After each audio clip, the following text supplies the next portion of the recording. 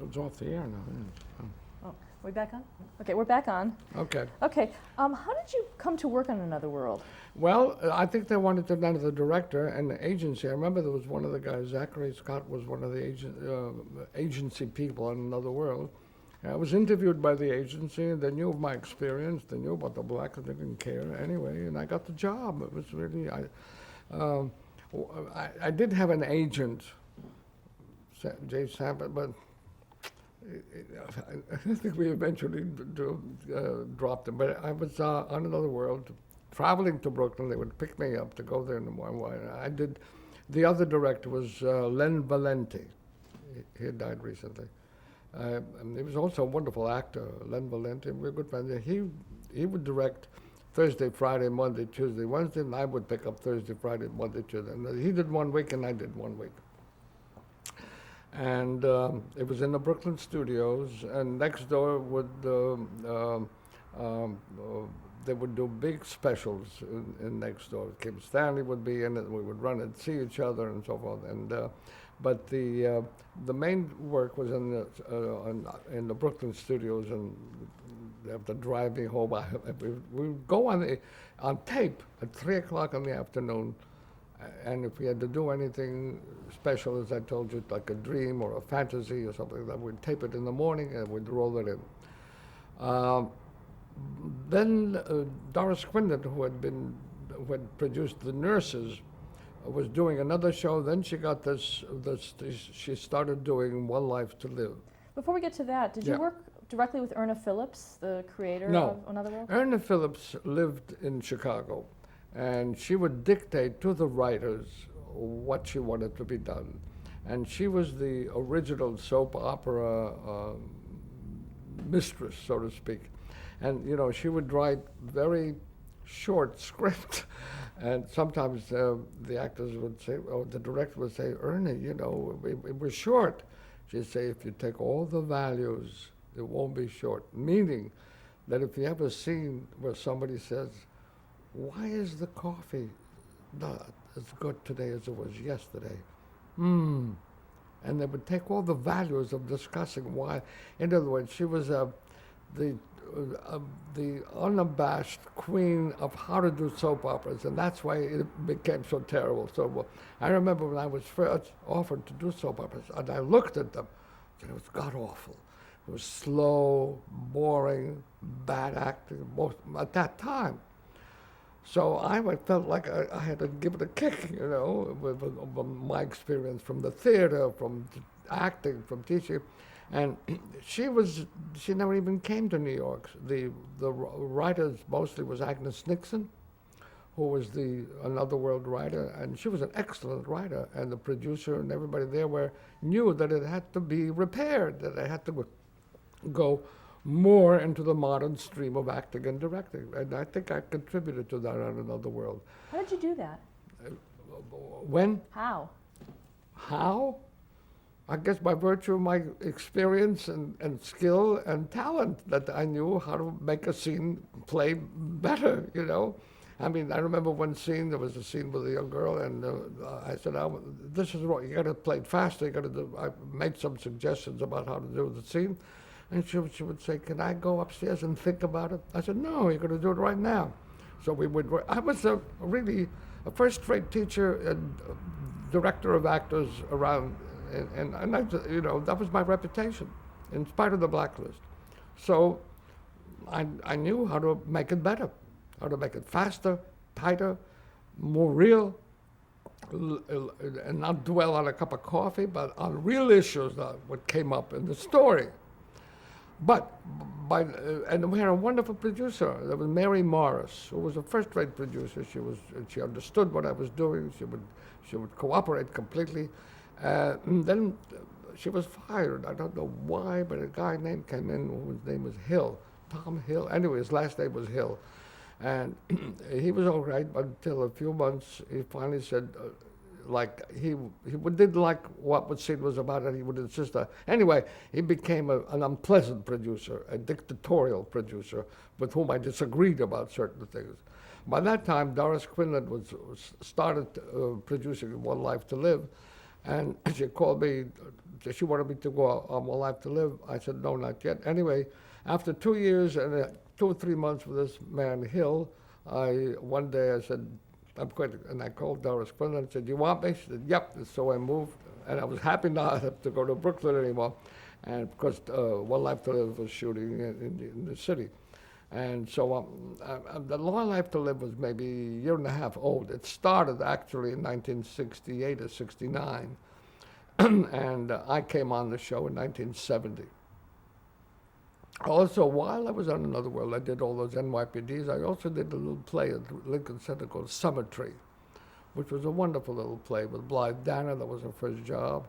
And David Burney, and the playwright was Ron Cowan. It was a very nice play, and it got one of the longest runs at Lincoln Center. It was 13 weeks. It got excellent notices. It was a very happy event.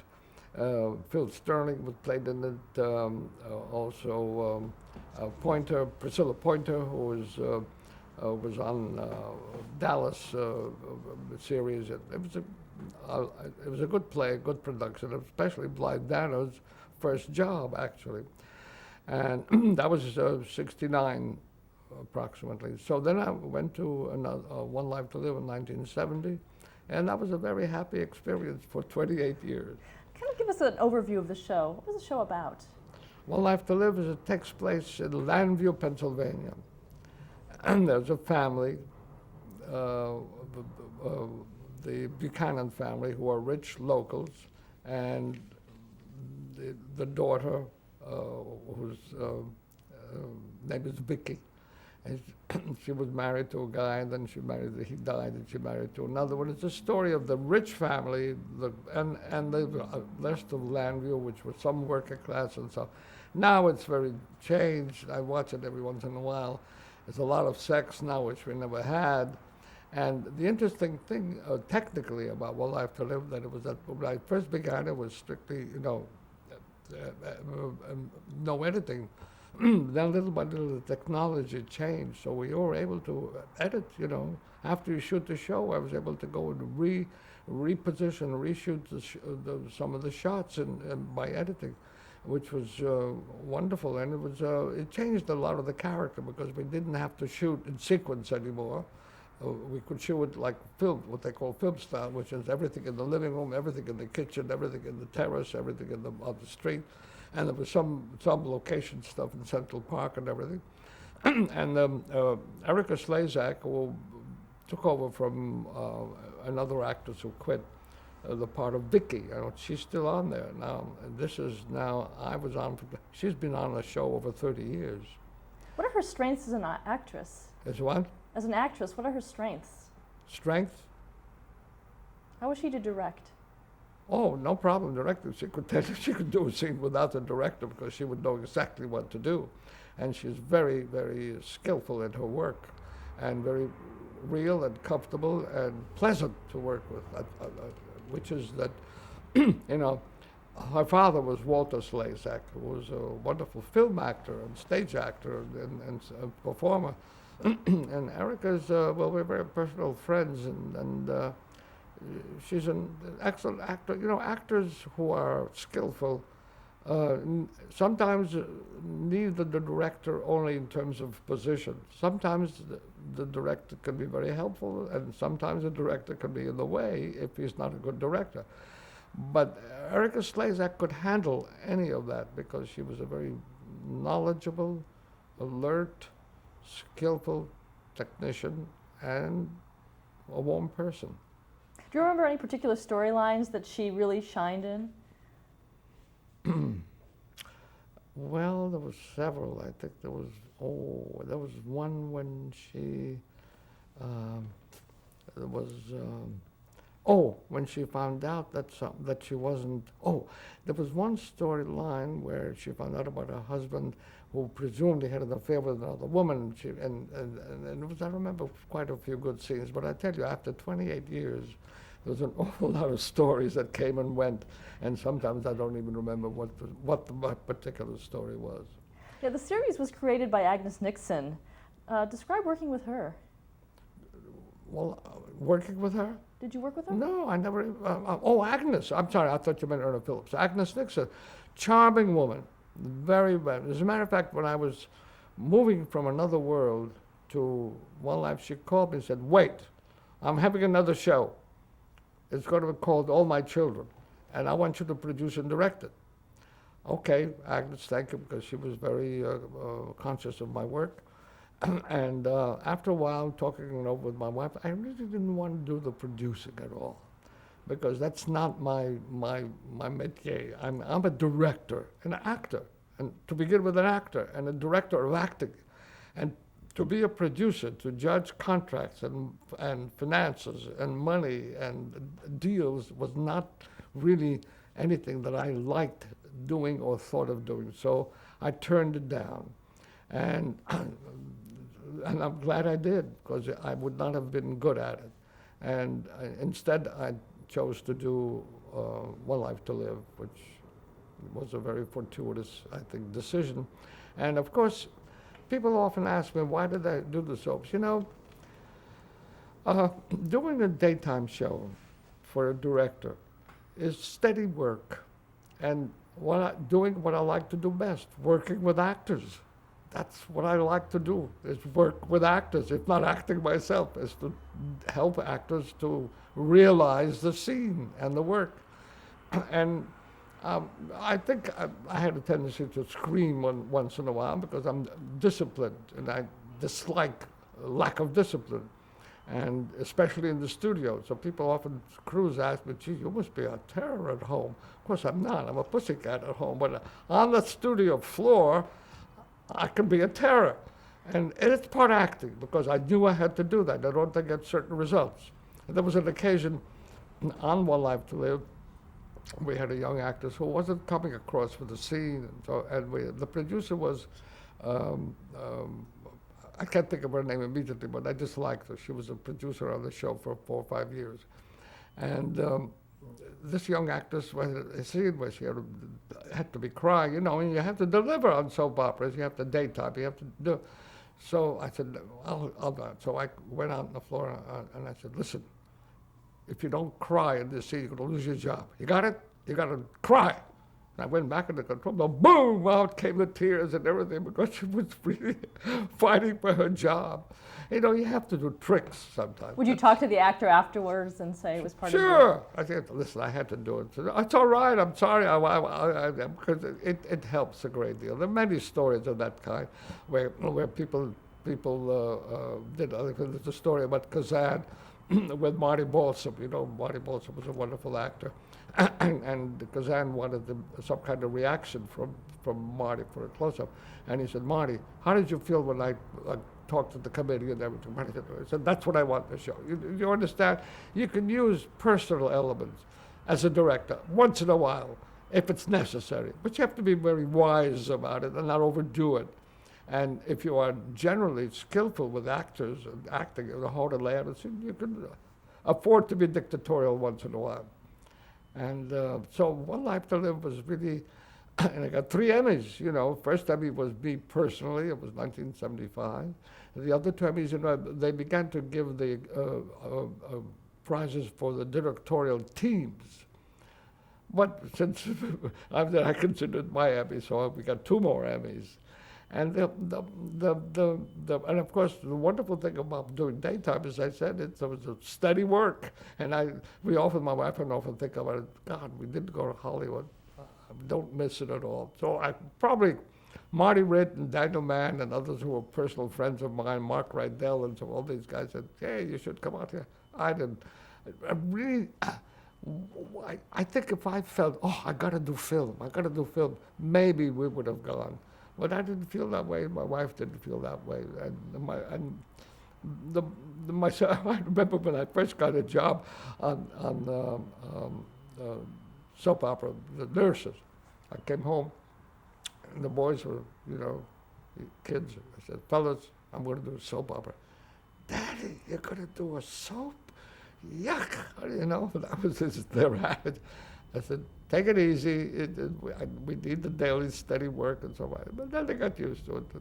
As a matter of fact, they acted a couple of times on One Life to Live, both Michael and Eugene and so on. What do you think the appeal is of One Life to Live? good stories. And the personality. I think the personality of Erica Slezak, and then lately there have been several other young people in there which were very good. And I think the appeal is that the stories have been very good. There have been some of the present producer of the show, Frank Valentini, started like 18, 19 years ago. He was a gopher on the show. Then he became assistant stage manager, became a director, and now he's been executive director of the show for 4 or 5 years. The woman who was the producer, well, Linda Gottlieb. There's several stories about her because she would come to the control room. You know how it's done. You start in the morning, you rehearse with the actors for a couple of hours. Then you go and you do the blocking, which is the laying out with the cameras. You know how the scene should be done. The director instructs all the crew and everybody to do, and then you have lunch, and then you do a rehearsal of scenes and run-throughs and taping. And Linda Gottlieb would come to the control room because she would be in the control room behind me, and I was at the board. And half the time she was on the phone for whatever reasons, I don't know. She would have a phone book, and instead of watching my show and helping me, she would be on the control. So I finally stopped one day and said, Linda, this is not an office. This is a control room. Oh, okay, excuse me. She ran upstairs. And so she was on for about 4 or 5 years, and I think I was... we remained personal friends, but she was afraid of me, I think. And then we had Paul Rausch. Before her, there was Paul Rausch, who became also producer of the name of the show escapes me, who was an excellent producer. He tried to be dictatorial, but it didn't work. What about Doris Quinlan? Who? Doris Quinlan. Who brought you on? Oh, she was an excellent producer, first rate. I mean, she was, but she died about 10 years ago now. But she was fired. Terrible. I came on the show in 1970, and it was 1977, 78 when she was fired. And you know how she found out? She was walking around the floor of the studio, and I was working with the cameraman. And one of the cameramen came to her, I remember, and said, "Oh, Doris, I hear you're going to another show." What? She didn't know anything about it. So, but knowing the business, that it wouldn't come from out of the blue, she went on the phone to the producers at ABC. She said, "What is this?" "Oh, yes, Doris, we decided to make a change," without telling her everything, and she was fired. In came in a guy named Joe Stewart, who was a pretty good producer for a while. Anyway, these are I think the appeal of the daytime show is that it's a regular and very good stories. Yeah, interesting, good cop stories, good police story, good crime things, love, but well written, good dialogue, good scenes, and so on. In general, what is the relationship between a director and a producer on a soap? In general, yeah. In your opinion, what's well, the best case scenario? I mean, I can only go by people like Donald Davis and Mary Morris, Donald Davis, who was the actor studio producer, who was truly helpful in the sense that he would look at the scene. For instance, I was doing a play written from a short story by Richard Wilbur, and it was a very New England kind of story. And the players were Carl Malden and Judy Harris, and I think I tended to direct it very open emotionally, very everybody was kind of out emotionally. And Donald said, "David, these are New England people. You have to kind of pull it all down and keep the emotion, see if we can get the actors to control them, because they are New England people who do not express themselves easily." And of course I understood it. I was extremely grateful, because that was a vision. That's a producer to me. Then of course the producers who have money and contracts and so forth, and who are intrusive. Yeah, I've had those too. And I think in the business, you need somebody to come, even if it's a friend who comes and looks at the show and says, "What's that scene all about? I don't understand. What is it that you don't understand?" You need it. You need it. You need it in the theater. You need a producer who is helpful creatively. I don't talk about contracts or money or other things. But in that area, The few people that I worked with were Doris Quinlan, Donald Davis, and that's about a few I cannot. The others are Paul Rausch, who originally was very dictatorial, and we had a terrible fight in the control room because I didn't agree with his criticism. And it turns out that he was an acting student at the Neighborhood Playhouse years ago, and I didn't remember him. And he said, David, we got to talk. So I went up to his office, and he said, don't you remember me? He said, oh, yes. Oh, God, I forgot all about it. He says, you know, I'm the producer. I said, I'm intimidated by it. I said, well, Paul, if you give me notes, criticism, if I agree with you, I'll gladly incorporate them. If I don't agree with you, we'll argue. Fine. And from then on, it was lamby pie because we knew where we stood with each other. And that's a good relationship because he was very often, after that, helpful in the sense that he would say, David, what are you trying to do with that scene? It doesn't work. I said, well, so and so and so. Oh, well, it doesn't seem to work. Can you fix it? I said, well, you know, it's in the writing. Something's wrong with the writing. Oh, get the writers down here. You know, he would be that kind of a producer. And he was out for about 10 years after, you know, it was very good. Talk about the writing on that show. Writing? Well, you know, Michael Malone is now the head writer, and he's really very good. He was on the writer before, for a while, and he's a he's a novelist, really. So he writes good stories, and he has a whole staff of writers. You know, by now that's 6 or 7 writers. You know, everybody, one writes a scene, one character writes it. That's not any one person. Originally, Erna Phillips on a half-hour show dictated would write the whole show. Now there's 6. You look at the credits, and there's Michael Malone, and then about 6 or 7 writers. And they break up the shows, and because now, you know, I stopped working on One Life to Live in 1998 after 28 years. And a year or so afterwards, I stopped it because I keep contact with the crew and the writers and all the actors who would still remember me. But I like to walk in and see what's doing. And one day I walked in and I went into the editing room where they put the show together, and there was no tape. The point was that now they go from the camera into a disc, and it all goes on tape. They edit it on tape. It was startling, you know. You can do a scene. I did that before without tape. Without computer. In other words, you do a scene, and the actors took a lot of pauses on, you know, out of trying to do the scene because timing was not a problem. So, but the scene dragged.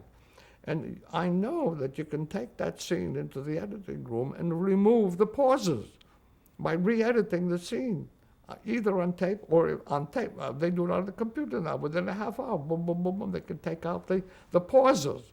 And the director can say, you can tighten the scene if it needs to, you know.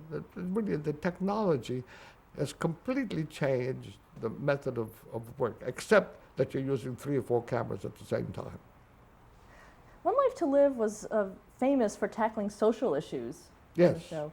Do you remember some of those storylines? Well, we had one issue, for instance, which had to do with a drug problem, with a girl who was on drugs, and all the characters are gone since then. But we went to a drug rehab outfit.